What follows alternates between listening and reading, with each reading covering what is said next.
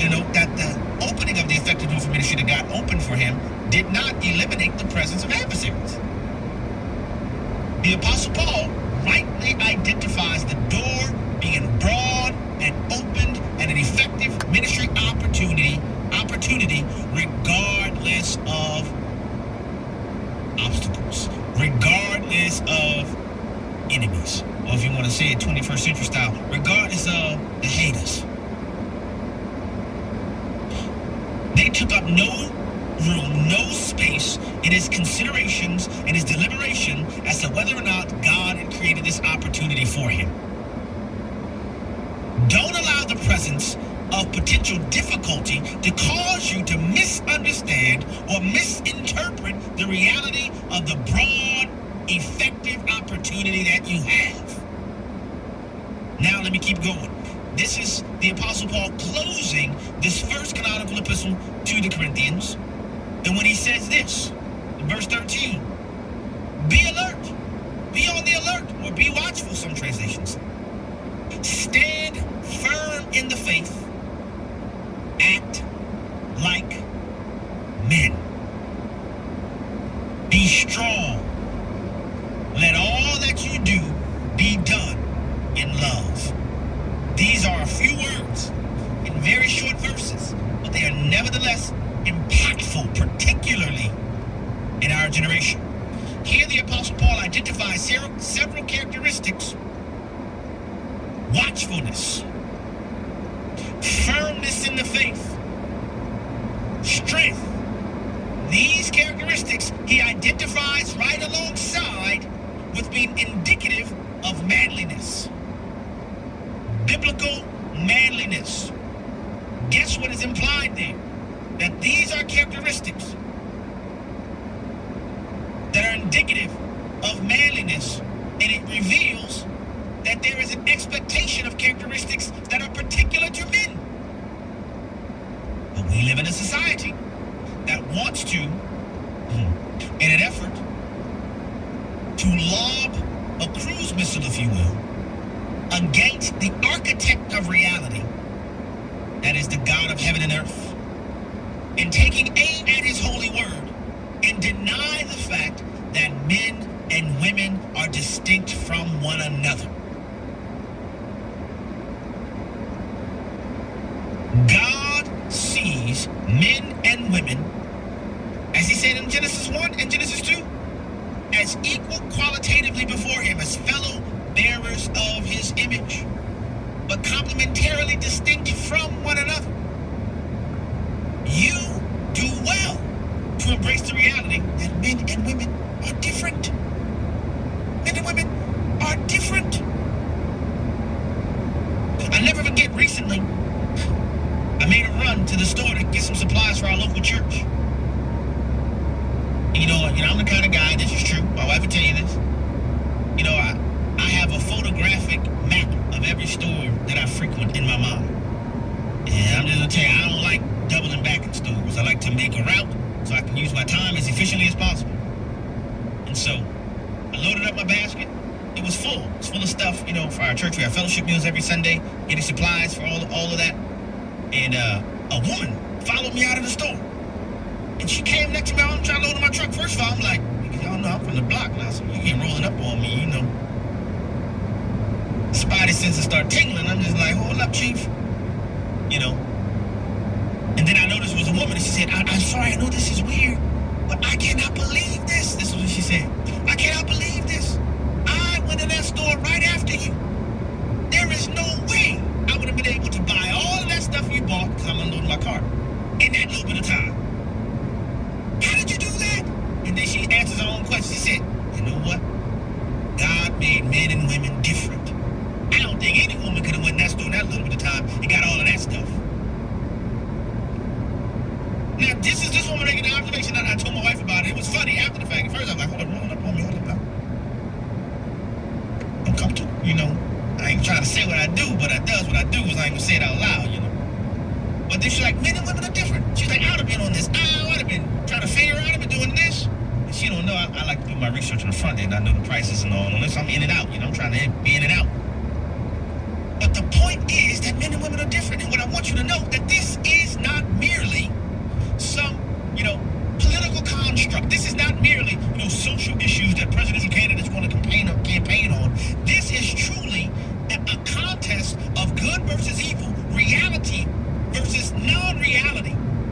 Truth and reality versus the irrationality being played out before our very eyes. To really summarize it all, it is truthfully spiritual warfare unfolding before our very eyes.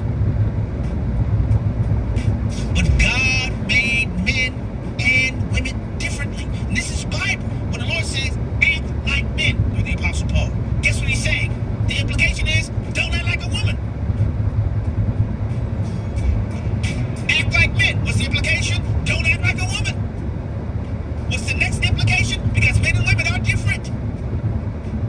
And they are different by design. The differences are not condemning for any party. The differences are not a denigration to any party. The differences are actually divinely designed, divinely ordained, divinely constructed. And we worship the King of Glory by embracing the reality that men and women are different. The refusal to do so would require us to embrace doctrines of demons. A very important issue is for we, the church, to do our part to end the tragedy of legalized abortion in this world and in this nation. Why? Because it's clearly against the word and the will of God. Pastor Joseph Parker. God has already told us in his word, you shall not murder.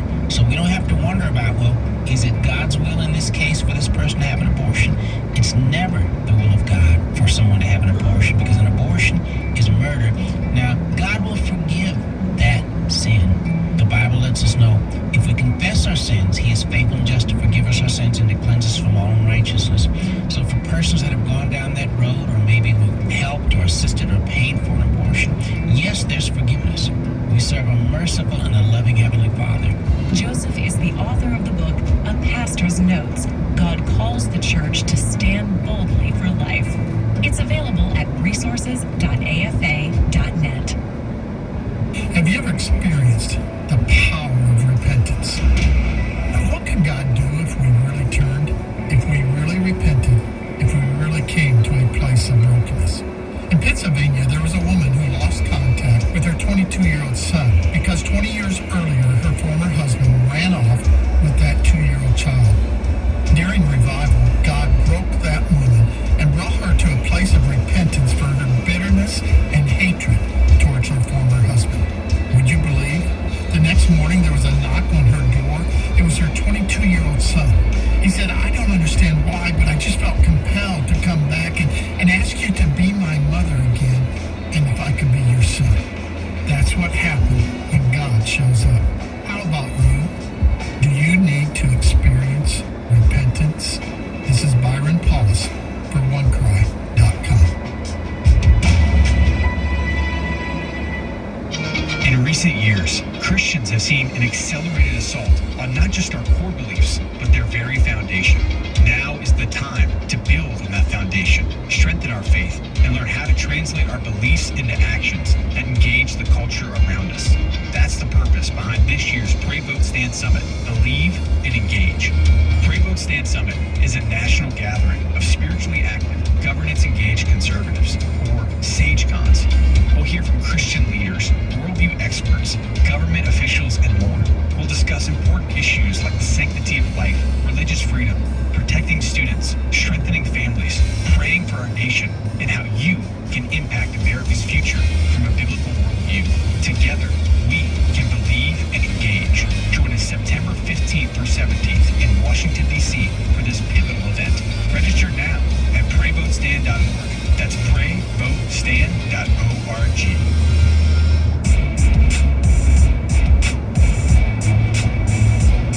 Shining light into the darkness. This is the Hamilton Corner on American Family Radio. Welcome back to the Hamilton Corner. Abraham Hamilton III here. I want to round out what I was discussing before about the reality that men and women are distinct from one another. Immediately after the Apostle Paul says, act like men. 1 Corinthians chapter 16, verse 14, he says, let all that you do be done in love. Isn't it amazing that the biblical prescription for manhood does not exclude or preclude from acting like men, the responsibility, the biblical mandate to let everything that we do be done in love. See, our society is working overtime, and many of you who are listening to me, you're experiencing this in a very practical fashion on the ground. Our society is working overtime to feminize men and to masculinize women. And you want to know one of the most dangerous things in the world? Weak men. Weak men. Our society is celebrating the weakening of men. And I simply want to tell you, don't go silently into the night, Carol A. Men, you're listening to me. Boys, you're listening to me. Don't allow the world to cause you to become something other than what God made you to be. There's nothing wrong with strength. In fact, God requires it of us. That's not all that he requires of us, but it is something intrinsic to being men. We have many of our women that are being denied strong men because the society is working overtime. You have policy prescriptions that reward fatherlessness, that encourage and incentivize men absenting themselves from the self-sacrificial, broad-shouldered, higher bone density responsibility of living lives outwardly of self-sacrifice. That's what God calls husbands to be. Husbands, love your wives as Christ loved the church, and he gave himself for her.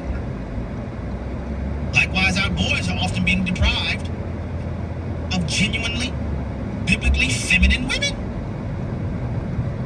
So much so, when we have lots of women, I'll tell you this for a fact, I've heard it with my own two eyes, and I've heard it with my own 2 ears, and I've witnessed with my own 2 eyes.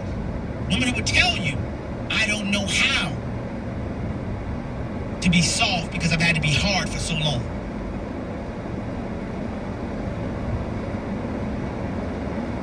God made men and women to be distinct from one another. It's a divine orchestration, not merely a human construct. All right. I mentioned to you before, and again, this is going to be pretty close to real-time reaction.